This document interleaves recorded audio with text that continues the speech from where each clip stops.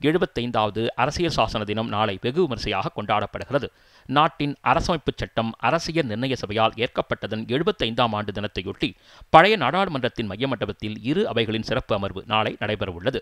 இந்நிகழ்ச்சியில் குடியரசுத் தலைவர் திரௌபதி முர்மு, குடியரசு துணைத் தலைவர் ஜெகதீப் தன்கர், பிரதமர் நரேந்திர மோடி ஆகியோர் பங்கேற்க இருப்பதாக நாடாளுமன்ற விவகாரங்கள் துறை அமைச்சர் கிரண் ரிஜிஜூ தெரிவித்தார். அரசியல் சாசனத்தை வகுத்தவர்களுக்கு மரியாதை செலுத்தும் வகையில் இந்த கொண்டாட்டங்கள் நடைபெற இருப்பதாகவும் இது நாடாளுமன்றத்திற்கு மட்டுமின்றி ஒட்டுமொத்த நாட்டின் கொண்டாட்டம் என்றும் அவர் கூறினார்.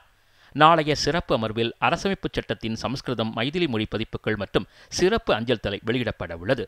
அத்துடன் அரசமைப்பு சட்ட உருவாக்கம் ஒரு பார்வை, அரசமைப்பு சட்ட உருவாக்கமும் அதன் பெருமைமிகு பயணமும் என்ற இரு நூல்களும் வெளியிடப்பட உள்ளன. பழைய நாடாளுமன்ற கட்டிடத்தில் கடந்த 1949 நவம்பர் 26ஆம் தேதி அரசியல் நிர்ணய சபையினால் அரசமைப்புச் சட்டம் ஏற்கப்பட்டது. 1950 ஜனவரி 26ஆம் தேதி அரசமைப்புச் சட்டம் அமலாக்கப்பட்டது.